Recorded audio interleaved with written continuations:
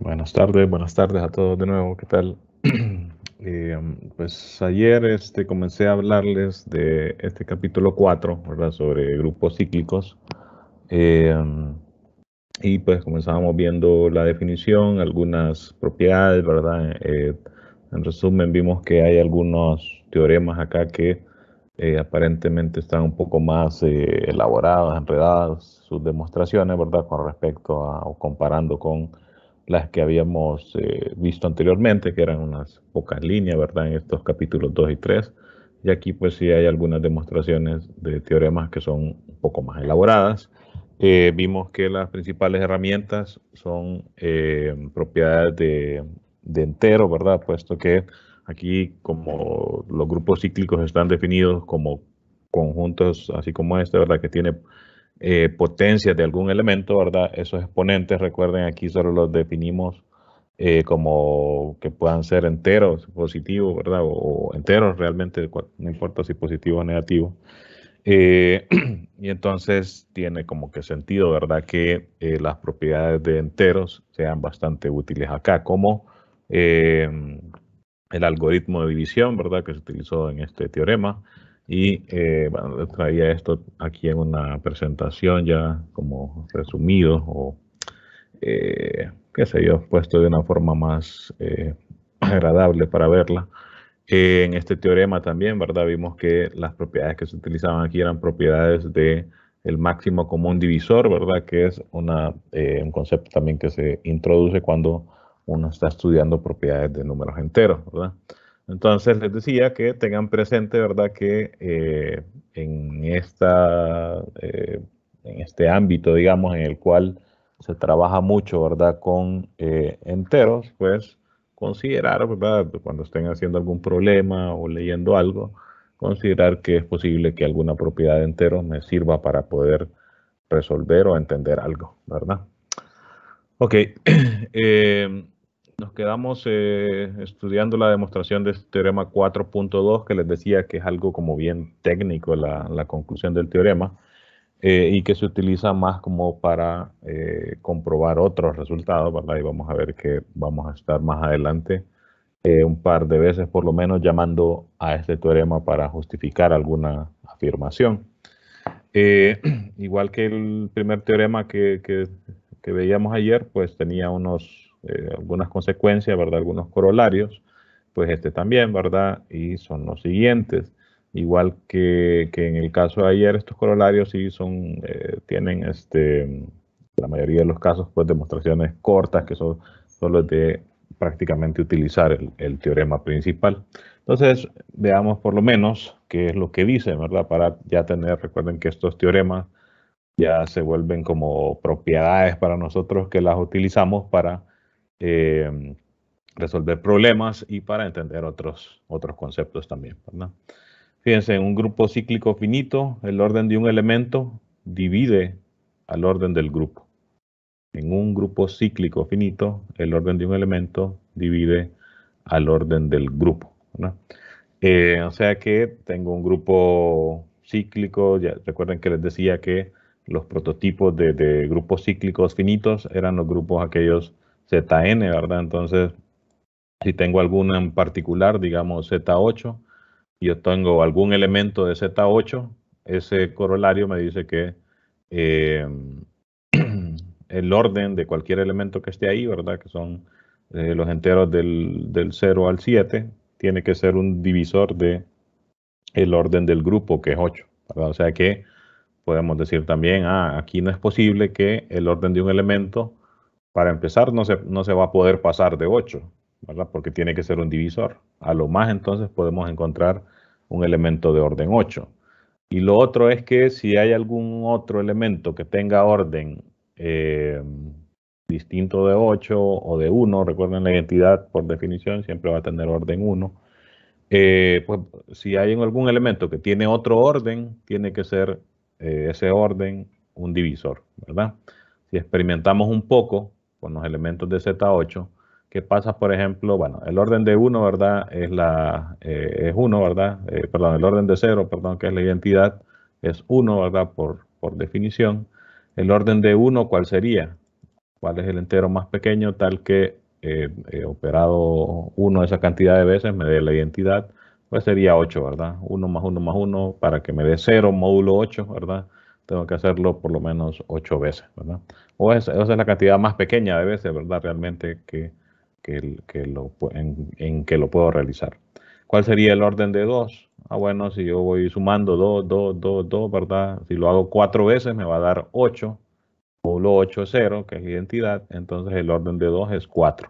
Y observemos, aquí tenemos los dos casos como que, como dice uno comúnmente acá, como de cajón se van a dar. Elemento de orden 1, pues siempre va a estar la identidad, y pues si el grupo es de orden 8, uno pensaría que probablemente hay algún elemento de ese orden, no necesariamente, pero digamos que son los candidatos que uno de repente de entrada se le podrían ocurrir, por lo menos aquí en estos grupos ZN, ¿verdad? Porque uno siempre va a tener orden precisamente n, ¿verdad? Porque me pregunto, ¿cuántas veces tengo que sumar 1 para que me dé este, ¿verdad? Bueno, 8 veces, ¿verdad? Si es n, n veces, ¿verdad? Entonces siempre va a haber un elemento de orden n en Zn, ¿verdad? Aquí vemos que este tiene un elemento de orden 4 y coincide con lo que dice el corolario ese, ¿verdad? 4 es un divisor de 8, que es el orden de Z8. Recuerden que orden se utiliza para elementos y para la cantidad de elementos del grupo también, ¿verdad? ¿Cuál sería el orden de 3? ¿Cuántas veces tengo que sumar 3 para que me dé 8 o un múltiplo de 8, ¿verdad? Sería el múltiplo de 8 más pequeño, ¿verdad? Sería 24, ¿verdad? Sería 3 por 8, 24. Yo tendría que sumar 8 veces el 3, ¿verdad? Para que me dé 24, que es un múltiplo de 8, ¿verdad? Entonces, el orden de 3 sería 8 también, ¿verdad? ¿Cuál sería el orden de 4? Bueno, 4 más 4 ya me da 8, ¿verdad? Entonces, con 2 veces que lo sume, ya... Eh, ya me da 0, ¿verdad? Que es la identidad. Entonces el orden de 4 es 2, que significa que se cumple también el corolario, ¿verdad? 2 es un divisor de 4, ¿verdad? Fíjense, los divisores de 4 positivos por lo menos, 1, 2, 4 y 8. Y ya tenemos aquí entonces pues por lo menos acá hay un elemento con cada uno de estos órdenes, ¿verdad? Más adelante vamos a comprobar algo de hecho asociado a ello, ¿verdad? Por ahora lo único que dice este corolario es que el orden de un elemento en un grupo cíclico finito divide al orden del grupo, ¿verdad? O sea, es un divisor del orden del grupo y pues aquí lo vemos con estos casos, ¿verdad? Acá dice sea A, el orden de A, N, sea A un elemento de orden N. Entonces, el grupo cíclico generado por A a la I, una potencia de A, es igual al grupo cíclico generado por A a la J, otra potencia de A. Sí, solo sí, el orden de A a la I es igual a el orden de A a la J. Y además, sí, solo sí, el máximo común divisor entre n y I, n es el orden de A, ¿verdad? Es igual a el máximo común divisor entre n y j. Noten que ya esto ya se parece más a las conclusiones que decía este teorema, que estaban asociadas precisamente con esos máximos común divisor, ¿verdad? Con ese máximo común divisor. Y pues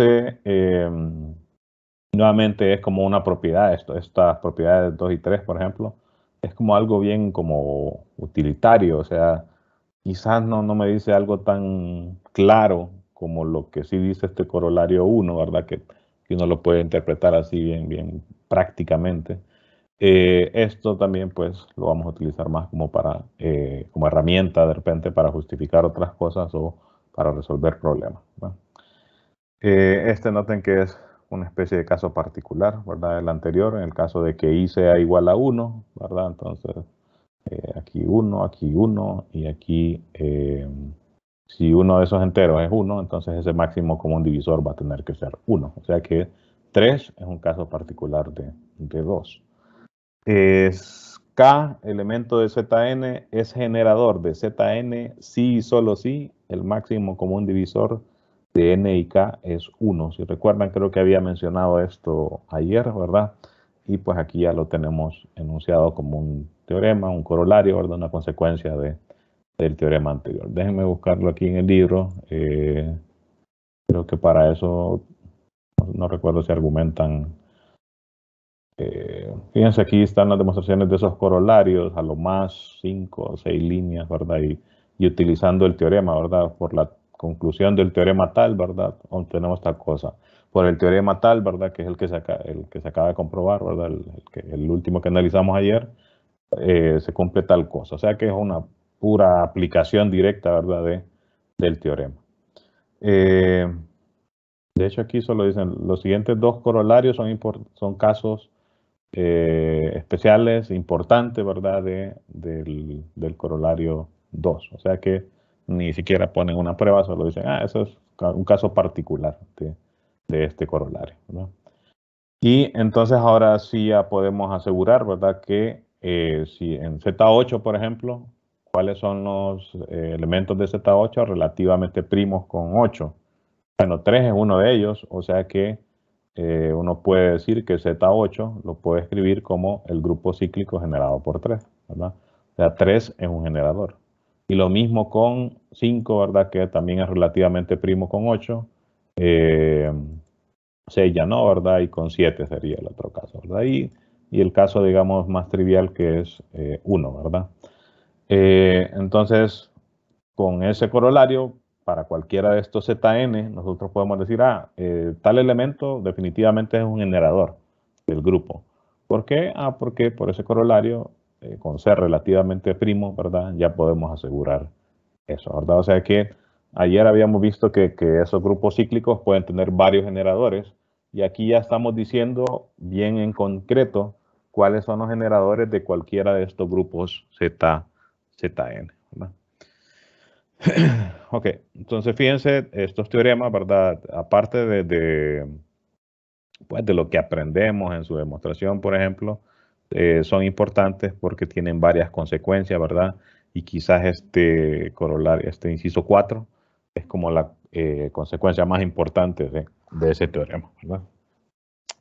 Ok, veamos otro teorema largo, digamos, que está en esa sección, que se llama teorema fundamental de grupo cíclico. Ok, veamos lo que dice. Primero, todo subgrupo de un grupo cíclico es cíclico.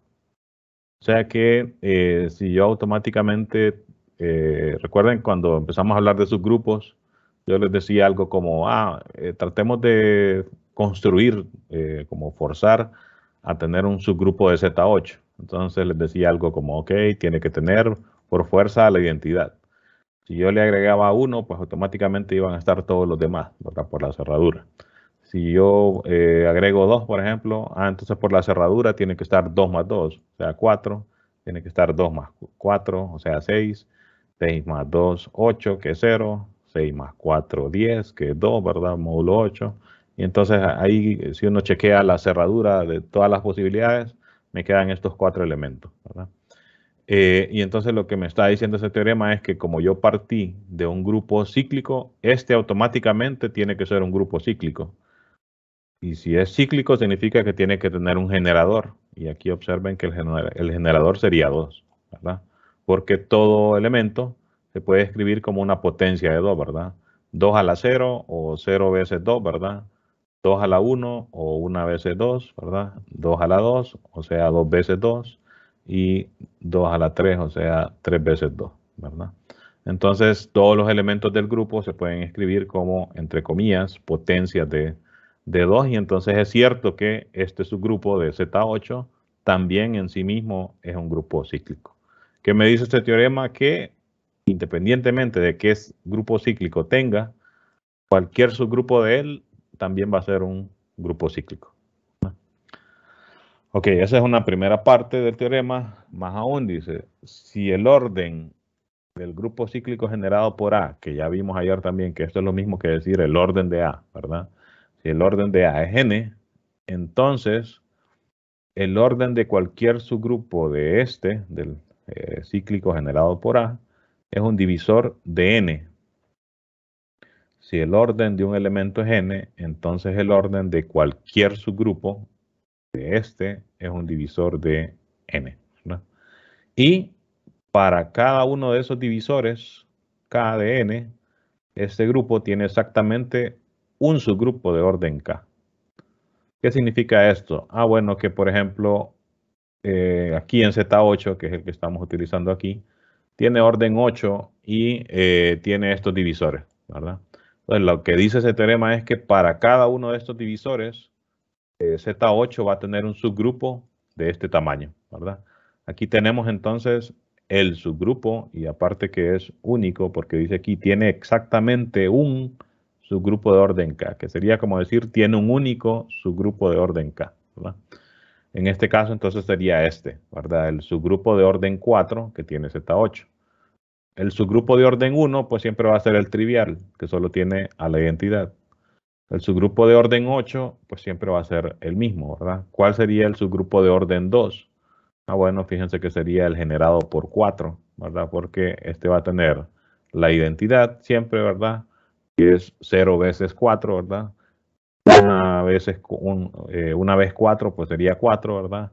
Luego 4 más 4, o sea, 4 dos veces, me da 8, que es 0, ¿verdad? En Z8. Y entonces ahí se comienzan a repetir, ¿verdad? Entonces noten que este sería el subgrupo de Z8 que tiene orden 2, que es el divisor que me hacía falta, ¿verdad? Entonces observen que este teorema es un teorema de clasificación. Prácticamente me están como clasificando todos los grupos cíclicos finitos porque me están diciendo, clasificando en el sentido de eh, todos los subgrupos que tiene un subgrupo cíclico de orden n son tales, ¿verdad? Diciendo, si el tamaño del grupo es tal y tiene tantos divisores, entonces va a tener esa cantidad de subgrupos. Entonces, en ese sentido es que estamos clasificando, como diciendo, los subgrupos de un grupo cíclico funcionan de tal manera, ¿verdad? Y ya lo podemos asegurar para cualquier grupo cíclico. Y pues nos dice específicamente el grupo cíclico de orden K es A a la n sobre K, ¿verdad? Aquí sería decir, por ejemplo, el grupo cíclico de orden 2 sería, aquí es como que el A fuera 1, ¿verdad? Tomar un generador. Realmente podría ser 3, podría ser 5, podría ser 7, que son generadores de Z8, ¿verdad? A es el generador del grupo. Bueno, entonces escojo el más simple, ¿verdad? Entonces, ¿qué sería? ¿Cuál sería el grupo cíclico de orden 2? Aquí ya tenemos que es este, pero para ver que coincide con lo que dice aquí, sería el grupo cíclico generado por el generador, ¿verdad? Elevado a la... bueno, aquí como es grupo sumativo, no conviene utilizar notación de exponentes, sino de múltiplos. Entonces sería, en vez de a la n sobre k veces, ¿verdad? Entonces, n es el tamaño del grupo, ¿verdad? K es el divisor, en este caso sería 2, ¿verdad? El tamaño. Esta cantidad de veces el generador, que es 1, ¿verdad?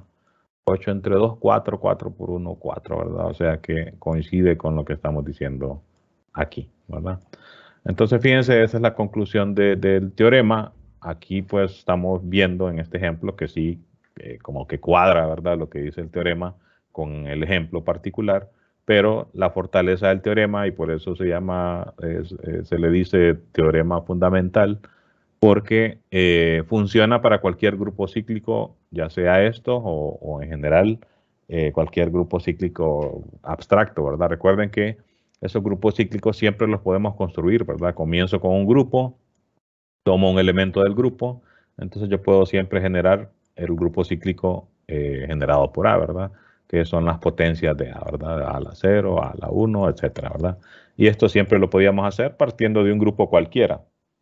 Y entonces estamos diciendo, este tipo de comportamiento que se dio aquí va a funcionar exactamente igual si, por ejemplo, resultara que este A tuviera orden 8, por ejemplo.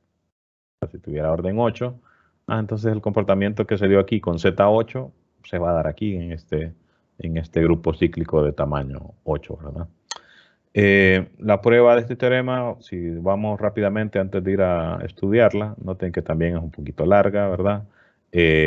Como les decía, pues aquí en este capítulo los teoremas como que se están poniendo un poco más enredados, ¿verdad? Así que bueno, antes de ir a ver la demostración, aquí puse ver ejemplos de la página 82. Entonces veamos eso antes como para entender bien todas las consecuencias del teorema y después estudiamos la demostración. Entonces, me refiero a estos ejemplos de aquí. Fíjense, dice, considere, aquí estamos tomando, lo que pasa es que esto se empezó a discutir anteriormente, dice. Tengo un elemento A de orden 30. Quieren, voy a ir escribiendo eso. Tengo un elemento A, ¿verdad? Que es de orden 30. ¿Verdad? ¿Qué más? Voy a poner esto aquí. A ver, solo déjenme leer primero qué es lo que están diciendo. Ok. 30 entonces tiene varios divisores, ¿verdad? Divisores de 30 siempre va a estar 1. Solo los positivos vamos a considerar 1, 2, ¿verdad? 3, 5, 6, 10, ¿verdad? Luego iría 15 y el mismo 30, ¿verdad? Estos son los divisores de 30. Entonces, el grupo cíclico generado por A va a tener 30 elementos, ¿verdad? Y el teorema me dice que para cada uno de estos divisores de 30, este grupo tiene un subgrupo de tamaño 2, tiene un subgrupo de tamaño 3, uno de tamaño 5, y etc. ¿Cuáles son? Bueno, entonces ahí me dice, por ejemplo, el grupo cíclico de tamaño 2 sería el generado por el generador, que es A, ¿verdad? Elevado a el orden del grupo, que sería 30, ¿verdad? Entre el divisor, ¿verdad? O sea, sería el generado por A a la 15, ¿verdad? ¿Por qué? Si nosotros hacemos esto, y fíjense que lo interesante de este ejemplo es que se parte de un grupo cualquiera, así como les decía aquí, ¿verdad? Parto de un grupo cualquiera, tomo un elemento del grupo de un tamaño en particular, ¿verdad?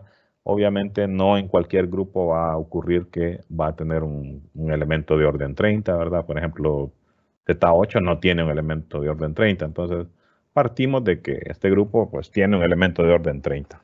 Por ejemplo, podría ser Z30, ¿verdad? Z30 tiene 30 elementos. Noten que esos ZN, una ventaja que tiene es que si uno le dicen, dígame un grupo de orden 100, Z100 sería la respuesta más fácil, ¿verdad? Así que con esos ZN uno puede decir rápido, existe un grupo de tamaño N. ¿Cuál? ZN. ¿Verdad? Ok, pero aquí estamos diciendo, no importa qué grupo sea, ¿verdad? Cuál sea G, si tiene un elemento de orden 30, entonces tiene un grupo cíclico con 30 elementos, ¿verdad? Que sería el generado por ese elemento. Y ese subgrupo de G, ¿verdad? Va a tener estos otros subgrupos, ¿verdad? ¿Cuál sería el subgrupo de orden 10? Bueno, sería el generado por A el orden del grupo, que es 30, entre el divisor este, ¿verdad? Que es 10. Entonces, esto sería A a la 3, ¿verdad? ¿Y por qué se da este comportamiento? Porque si uno hace las potencias de A a la 3, pues va a estar siempre A a la 3 a la 0, que va a ser la identidad, ¿verdad? A a la 3 a la 1, A a la 3, ¿verdad? A la 3 a la 2, a la 6, a la 3 a la 3, a la 9, y así vamos a seguir, ¿verdad? ¿Hasta cuándo? Hasta que vayamos por a la 27, ¿verdad? Y el siguiente va a ser a la 30, pero a la 30 es la identidad. ¿Por qué? Porque el elemento es de orden 30, ¿verdad? Y entonces estos van a ser los 10 elementos que hay en este grupo, ¿verdad? La identidad y cada una de estas potencias. ¿Cuántas me van a quedar aquí? Pues me van a quedar 10, ¿verdad? 30. Si voy siguiendo esto, ¿verdad? 3, 6, 9, 12, 15, 18, 21, etcétera, hasta 27, me van a quedar aquí 10 elementos, ¿no? Entonces, noten que esto, ¿verdad? Que ocurre aquí, de hecho, pues se parece mucho a esto que ocurre aquí en estos ZN, ¿verdad? O sea que aquí se va viendo que tiene sentido eso que les decía de que esos ZN se pueden considerar como los prototipos de los grupos cíclicos, ¿verdad? Porque aquí esto se parece mucho al hecho de que en vez de aquí trabajar con un elemento A de orden 30 de algún grupo, trabajáramos en Z30, ¿verdad? Y yo digo, ok, Z30 tiene estos divisores. ¿Cuál sería el subgrupo de Z30 que tiene 10 elementos? Bueno, tomo un generador de 130, de Z30, que uno siempre va a ser como que el más simple, digamos. 1 más 1 más 1 más 1, ¿verdad? Y si hago eso 30 veces, me va a dar 0, ¿verdad? Que es la identidad. Entonces, todos estos ZN, les decía también en la clase anterior que tienen como generador a 1, ¿verdad? Y ya vimos ahorita que tienen más, ¿verdad? Cualquier otro relativamente primo con 30, 7 por ejemplo, va a ser un generador. De hecho, cualquier primo, ¿verdad? Caso particular, cualquier primo siempre va a ser un generador de cualquiera de estos ZN, ¿verdad? Claro, siempre y cuando se considere como uno de los de la lista, ¿verdad? Porque pues, 31 es primo, ¿verdad? Pero aquí solo consideramos de 0 a 30, ¿no? Ok, entonces, ¿cuál sería el subgrupo de Z30 de orden 10? Pues lo que haría sería lo mismo. Tomo, en vez de A1, a la 30 sobre 10. Como aquí ya la notación es sumativa, entonces diría 30 sobre 10, o sea, 3 veces 1, ¿verdad? Pero 3 veces 1 es 3, entonces sería el grupo cíclico generado por 3. ¿Cuál es? Y vayan comparando con este de aquí. Bueno, 0 veces 3, que es 0, la identidad, ¿verdad? 1 veces 3, que sería 3, ¿verdad? 2 veces 3, que sería 6, 3 veces 3, que sería 9, y así sucesivamente, hasta que llegue a 9 veces 3, que es 27, ¿verdad? Porque cuando ya haga 10 veces 3, me va a quedar 30, módulo 30 es 0, ¿verdad? Y se van a empezar a repetir, ¿verdad? Entonces, observen que esto que me quedó aquí se parece mucho a esto, ¿verdad? Prácticamente es como que solo estuviéramos trabajando con los exponentes aquí, ¿verdad? 3 con 3, 6 con 6 y así sucesivamente, ¿verdad? Así que como que sí tiene bastante sentido eso que les decía, que estos ZN pues funcionan como el ejemplo principal o el prototipo de todos los grupos cíclicos finitos, ¿verdad? Ok, y eso es más o menos lo que explican aquí, ¿verdad? Hacen diferentes casos, ¿verdad? Estos serían todos los subgrupos. Ahí está el de orden 10, el de orden 15, el de orden 6, etcétera, ¿verdad? Uno para cada uno de los divisores, ¿verdad? Déjenme ver estos otros ejemplos. Aquí hacen lo mismo, solo que en vez de de hecho es lo que estaba comentándoles ahorita, ¿verdad? Que en Z30 este comportamiento va a ser prácticamente el mismo, solo que en vez de considerar los elementos así, a la 1, a la 2, se consideran solo como que fueran los exponentes nada más, ¿verdad? Vamos a ver. Bueno, ya esto ya va en otra línea, entonces veamos ahora sí mejor tratemos de entender la demostración del teorema. Tiene varias partes, ¿verdad? Primero, todo subgrupo de un grupo cíclico es cíclico. ¿Qué significa? Que yo tengo que poder comprobar que si yo tengo un grupo cíclico y tomo un subgrupo arbitrario de él, que ese subgrupo también tiene que ser cíclico, ¿verdad? Eso es lo que queremos demostrar. Bueno, sea G entonces un grupo cíclico generado por algún elemento A. Eso es lo que estamos diciendo aquí, ¿verdad? Recuerden que esto yo lo pongo aquí bien resumido, ¿verdad? Para que se vea mejor la presentación y todo, pero pues si uno quiere como ya escribir una prueba, observen aquí la prueba, es como parece un párrafo de un libro de lectura, ¿verdad? No de matemática, bueno, salvo por los símbolos, ¿verdad? Pero no se ve tanto como esto, que solo es una serie de líneas, ¿verdad? Como que uno va poniendo, observe esto implica esto implica esto, ¿verdad? Que quizás esto es más parecido a lo que uno escribiría cuando uno hace garabatos así para cálculos así como estos, ¿verdad? Que uno va como línea por línea. Pero para escribir demostraciones hay que redactar así, ¿verdad? Como que es un párrafo de un libro de lectura de español, por ejemplo, ¿verdad? Bueno, sea G entonces un grupo cíclico, si uno fuera escribiendo, uno diría, sea G un grupo cíclico. Consideremos entonces que G está generado por A, ¿verdad? Y pues eso aquí lo estoy resumiendo a solo decir sea G igual a esto, ¿verdad? Sea H un subgrupo de G. Recuerden que aquí el símbolo menor o igual significa subgrupo, ¿verdad? Podría ser el mismo. Si H es la identidad, en caso particular de que este subgrupo fuera la identidad, entonces H lo puedo escribir como el grupo cíclico generado por la identidad, ¿verdad? Que me va a quedar nada más la identidad. O sea que si H es el grupo trivial, que solo tiene la identidad, es cíclico, ¿verdad? Si no fuera H la identidad, o sea, supongamos que es otro, ¿verdad? De hecho, aquí se pudo haber dicho también, si H es la identidad o H es el mismo G, pues en ambos casos se tiene que, esos dos subgrupos son cíclicos, ¿verdad? Son como los casos triviales. Si no, o sea, si no es ni G ni el trivial, sino que es algún grupo, digamos, como intermedio, ¿verdad? Un subgrupo propio. eh, Como G entonces es cíclico, todo elemento de H, subgrupo de G, tiene que ser una potencia de A. ¿Por qué? Porque G está formado por todas las potencias de A, ¿verdad?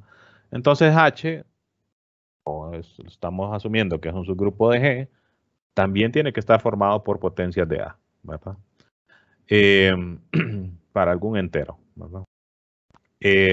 Si este entero fuera negativo, esto fíjense, solo es esta línea, este inciso, solo es como para decir que si este exponente fuera negativo, pues realmente yo lo puedo considerar como que fuera positivo porque si t es negativo, como h es un subgrupo, entonces el inverso de a a la t tiene que estar en h, ¿verdad? Por ser un grupo en sí mismo, ¿verdad? Y este va a tener exponente positivo. Si t es negativo, menos t va a ser positivo, ¿verdad? Entonces podemos asumir que este t es positivo. Si no lo es, entonces trabajo con el inverso de a a la t y ese va a tener exponente positivo, ¿verdad? Ok, eso es para, creo que aquí más adelante se argumenta, bueno, desde aquí fíjense, se comienza a decir, hablar de enteros positivos, entonces por eso se hace esa aclaración aquí. Recuerden o tomen en cuenta, jóvenes, que cuando uno escribe este tipo de demostraciones, lo usual que uno hace es escribir así un montón de garabatos primero, ¿verdad? Y ya después ordena las ideas y las escribe así como que en limpio, como cuando uno hace una tarea, ¿verdad? Y la tiene que entregar al profesor. Muchas veces uno hace un montón de garabatos primero, pero uno dice, bueno, no voy a entregar eso, ¿verdad? Ya después uno lo escribe bonito, ¿verdad? Entonces algo así pasa acá. Muchas veces cuando uno va leyendo una demostración, uno dice, bueno, pero a mí cómo se me va a ocurrir que yo voy a escribir esto en una demostración. Bueno, a uno se le ocurre porque uno hace los garabatos primero y uno va observando, ¿verdad? Aquí tuvo que pasar tal cosa. Entonces ya cuando lo estoy redactando, ya lo voy tomando en cuenta, ¿verdad? Entonces, cuando lean demostraciones, es natural que uno diga, yo no sé de dónde sacaron eso, ¿verdad? Pero realmente eso se saca de los cálculos que uno hace, ¿verdad? Y cuando uno hizo cálculos, ya observa la lógica de la situación. Una vez teniendo eso, pues ya uno puede ir ordenando las ideas como para irlas escribiendo así en forma como de párrafo, ¿verdad? Así que siempre que lean así demostraciones, especialmente en matemática, ¿verdad? Tomen en cuenta eso, ¿verdad? Que hay veces que uno las va leyendo y uno dice, a saber de dónde se le ocurrió esa cosa al que escribió esto, ¿verdad? Pero es por eso, ¿verdad? Que uno hace los cálculos primero y ya después escribe y lo pasa bonito como en las tareas, ¿no? Ok, claro, hay ideas en demostraciones que sí son cosas bien rebuscadas, ¿verdad? Eso no hay ninguna duda de ello, ¿verdad? Que hay cosas que uno lee y dice, por mucho que yo me hubiera puesto a hacer garabatos, no se me hubiera ocurrido eso. Eso sí que pasa, ¿verdad? Hay muchos argumentos en matemáticas que son como cosas como geniales, ¿verdad? Y que es bien difícil que a uno de la nada se le ocurra, hasta que de repente ya la vio una vez, por lo menos, ¿no? Ok, CAM dice, continuando, el entero positivo más pequeño tal que A a la M está en H. ¿Por qué tiene sentido hablar de este M? Recuerden que aquí estamos trabajando con, vamos a ver, no, de hecho esa sería como una propiedad de enteros también, ¿verdad? Aquí estamos tomando H, un subgrupo de G, ¿verdad? Entonces G es un grupo cíclico. Aquí les iba a decir, estamos trabajando con un finito, pero no. En esta primera afirmación, noten que no dice que el grupo sea finito, ¿verdad? Puede ser finito o infinito. Lo que sí sabemos es que es cíclico, ¿verdad? Perdón, entonces está formado por potencias de A. El subconjunto de este H que estamos tomando también está formado por potencias de A. No necesariamente una cantidad finita, ¿verdad? Pero van a haber algunas potencias, ¿verdad? Y por propiedad de los enteros también, normalmente se le dice propiedad del buen orden. Si uno tiene un subconjunto de enteros, siempre uno puede encontrar, ¿verdad? De enteros positivos, siempre uno puede encontrar el entero más pequeño en ese conjunto, ¿verdad? Eh, pues no es nada loco pensarlo y de hecho también eso está como, siempre que se habla de enteros, ¿verdad? De hecho creo que es lo primero que mencionan aquí, ¿verdad? Propiedad de el principio del buen orden. Todo subconjunto no vacío de enteros o todo conjunto no vacío de enteros positivos contiene un miembro que es el más pequeño, ¿verdad? Entonces acá realmente no estamos trabajando con enteros, sino que con elementos de un grupo, pero son potencias enteras, ¿verdad? Entonces los exponentes sí son enteros. Entonces podríamos decir, bueno, de esos exponentes enteros va a haber uno más pequeño, ¿verdad? Y eso es lo que estamos diciendo aquí. Sea m, el entero positivo más pequeño, ¿verdad? Tal que a la m está en h, ¿verdad? Y aquí entonces si uno quiere ser como más formal, uno diría por el principio de buen orden de los enteros, podemos escoger, ¿verdad? El entero más pequeño positivo, m, tal que a la m esté en h, ¿no? Ok. Siguiente, por la cerradura de h, notemos que el grupo cíclico generado por A a la M va a ser un subconjunto de H. ¿Por qué? Porque si A a la M está en H, A a la M por A a la M también. Y así sucesivamente, ¿verdad? La cantidad de veces que lo haga, ¿verdad? Denme un minuto, ya regreso.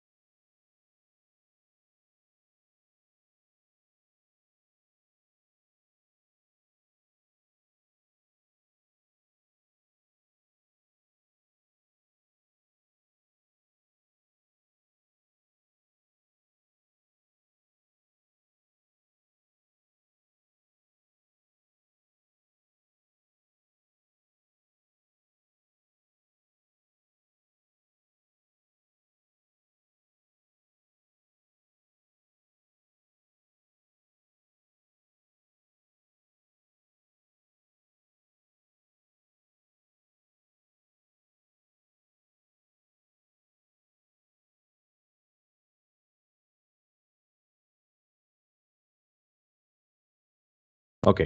Eh, les decía entonces, por la cerradura de H, si A a la M está en H, A a la M por A a la M, o sea, A a la M al cuadrado, ¿verdad? También va a estar en H. Y lo mismo A a la M 3 veces, y 4 veces, y 5 veces, y etcétera, ¿verdad? O sea, el grupo cíclico generado por A a la M, ¿verdad? Que estaría formado por esas potencias, ¿verdad? A a la M, bueno, la identidad siempre A a la M al cuadrado, A a la M al cubo, y así sucesivamente. Pues esas potencias todas van a estar en H, ¿verdad? Siempre y cuando A a la M esté en H. ¿Y qué es esto? Pues esto es precisamente, ¿verdad? Este conjunto.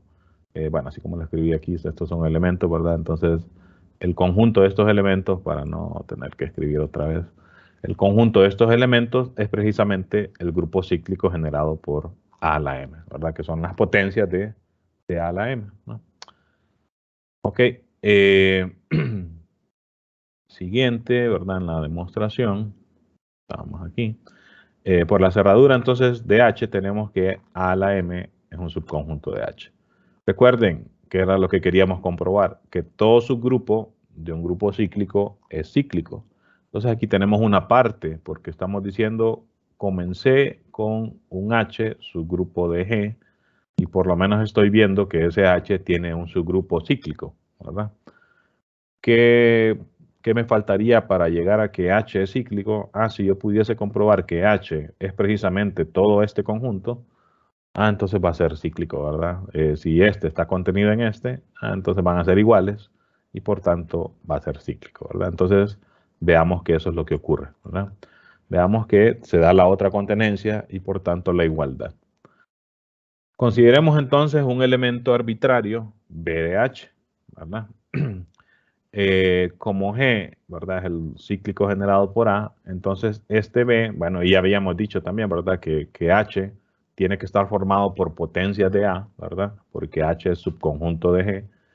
Entonces B tiene que ser una potencia de A, ¿verdad? Para algún K. Por el algoritmo de división, nuevamente les pongo aquí, ¿verdad? La misma herramienta ya la hemos utilizado como 3 veces, ¿verdad? En las últimas demostraciones. Por el algoritmo de división, ya sabemos, existen dos enteros, ¿verdad? Tales que se está trabajando el algoritmo de división con K y con M, ¿verdad? Que M es este entero más pequeño que se escogió aquí, ¿verdad? El entero positivo más pequeño, ta, ta, ta, ta, ta, ta. Entonces, con K y M, para aplicar el algoritmo de división, yo ocupo dos enteros, ¿verdad? Uno de ellos, este M positivo, ¿verdad? Que aquí, pues sí lo tenemos como positivo, ¿verdad? M es el entero positivo más pequeño y noten que ya de ahí se ve por qué argumentar esto de arriba, ¿verdad? De que si fuera negativo, si no hubiéramos dicho esto, aquí pudiésemos haber considerado enteros negativos y este M podría ser negativo también, y entonces no podría argumentar esto de acá abajo, ¿verdad? Entonces, noten que todos esos detalles, ¿verdad? Son importantes porque si no, ahí es donde le dicen a uno, no, esa demostración tiene un error porque aquí esto podía ser negativo, y entonces esto no tiene sentido, por ejemplo, ¿verdad? Porque aquí, si este fuera negativo, aquí estaríamos diciendo que m es mayor o igual que 0. Ah, pero si es negativo, esto no tiene sentido, ¿verdad? Entonces, noten que ese tipo de detalles siempre es importante considerar, ¿verdad? Ok, aplicamos entonces el algoritmo de división y repetimos lo que hemos hecho varias veces. B se puede escribir como potencia de A, dijimos aquí, y K se puede escribir así, como M por Q más R. Lo sustituimos, lo separamos, ¿verdad? Y lo único es que antes decíamos esto lo podíamos escribir como A a la M a la Q. Ya aquí ya no hacemos tanto eso, sino que, fíjense, tenemos una ecuación en la que B es igual a este producto. Y entonces lo que se hace en este siguiente paso, en esta implicación, es que como que se despeja para A a la R. ¿Cómo? Ah, bueno, si lo quiero despejar, multiplico a la izquierda a ambos lados de la igualdad por el inverso de este elemento, ¿verdad? Que sería el mismo, solo que con exponente negativo, ¿verdad? Entonces, fíjense, lo que me quedó aquí es precisamente el inverso de A a la M por Q multiplicado a la izquierda de B, ¿verdad? O sea, como que se despejó para R. Siguiente dice, por la cerradura de H, como A a la M está en H, ¿verdad? Entonces, A a la menos M, que sería el inverso de A a la M, también. Y A a la menos, aquí fíjense que de repente sí convenía escribir un poquito más. Tenemos A a la menos MQ. Entonces ahí lo escribiríamos así, como A a la menos M, ¿verdad? A la Q. Entonces, ¿cuál es el argumento ahí? Que tenemos que A a la M, ¿verdad? Es un elemento de H. Si A a la M es elemento de H, su inverso también está en H. Y su inverso Q veces también está en H, ¿verdad? O sea que este es un elemento de H, ¿verdad? Partiendo de que A a la M, ¿verdad? Es un elemento de H. Entonces, A a la M es un elemento de H, implica, ¿verdad? Que, bueno, lo que implicaría directamente es que ya después de escribir todo, sería como que implicaría esto, ¿verdad? Que este otro elemento también está en H, ¿verdad? ¿Por qué? Porque si A a la M está en H, H es un subgrupo, o sea que en sí mismo es un grupo, entonces el inverso de A a la M, que es este, ¿verdad? También está en H. Y ese elemento operado Q veces, siempre por la cerradura, ¿verdad? Es un elemento de H. Ah, entonces que este es un elemento de H y B también es un elemento de H, ¿verdad? Porque B era A a la K, ¿verdad? ¿Desde qué momento se dijo? ¿A dónde fue que se empezó hablando de B? Aquí se le puso nombre nada más, ¿verdad? Diciendo sea B un elemento de H, o esto es lo único que ocupo realmente, ¿verdad? sea B elemento de H, entonces ya ahí se está diciendo directamente, ¿verdad? B es un elemento de H y este es un elemento de H, entonces el producto de los dos también es un elemento de H. O sea que este A a la R es un elemento de H, ¿verdad? Ah, pero entonces aquí tenemos un problema, fíjense. ¿Por qué? Porque aquí dijimos, sea M el entero positivo más pequeño, tal que A a la M está en H. Y aquí tenemos que A a la R está en H, donde R es mayor o igual que 0 y menor que M, ¿verdad? Entonces, para que todo cuadre, la única opción es que el R sea 0, ¿verdad? Porque si R no es 0, va a ser un valor positivo, ¿verdad? Sería mayor que 0 y más pequeño que M, ¿verdad? Y también sería un elemento de H, ¿verdad? Entonces, no tendría sentido con esto, ¿verdad? Por tanto, R tiene que ser 0, ¿verdad? Ah, ok, si R es 0, ¿verdad? Entonces eso significa que B, que lo habíamos escrito así, si R es 0, A a la 0, aquí sería la identidad, entonces se eliminaría, ¿verdad? Solo me quedaría A a la M por Q y lo escribo de esta manera y eso lo que significa es que B es una potencia de A a la M y si es una potencia de A a la M significa que está en el grupo cíclico generado por A a la M. Que concluimos que cualquier elemento de B, sea B un elemento de H. Entonces, que cualquier elemento de H, perdón, estamos concluyendo que es un elemento de el generado por A a la M, ¿verdad? Si cualquier elemento de H está en el generado por A a la M, lo que significa es que esta contenencia es verdadera y por tanto esta igualdad es verdadera porque ya teníamos la otra contenencia, ¿verdad? Ok, entonces, conclusión general que ese subgrupo H de G es cíclico, ¿verdad? Porque estamos diciendo que está generado por A a la M, ¿verdad? Entonces, y noten que la demostración uno dice que es constructiva, es como un término que se utiliza para decir que hay muchas demostraciones que solo prueban lo que se dice, pero sin ser específicos de cómo se construye.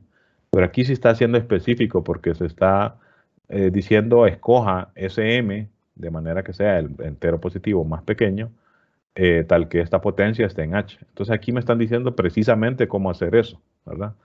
Hay pruebas, dependiendo cuántas clases hayan llevado hasta ahora. Por ejemplo, se me ocurre la prueba de que todo espacio vectorial tiene una base. Esa prueba utiliza nociones así de teoría de conjunto bien abstractas, como el lema de Zorn, y realmente ahí en la prueba solo se llega a la conclusión de que existe una base, pero no le dicen a uno, la forma de construirla es tal, solo le dicen existe esa base. Entonces se dice que esa prueba no es constructiva porque no me están dando un método para encontrar lo que dicen ahí que existe, ¿verdad? Aquí sí, aquí me están diciendo, para construir ese subgrupo, para ver cuál es ese subgrupo cíclico, tome el entero positivo más pequeño, tal que ese elemento esté en el subgrupo, ¿verdad? Y ese va a ser el generador del grupo. La potencia más pequeña va a ser el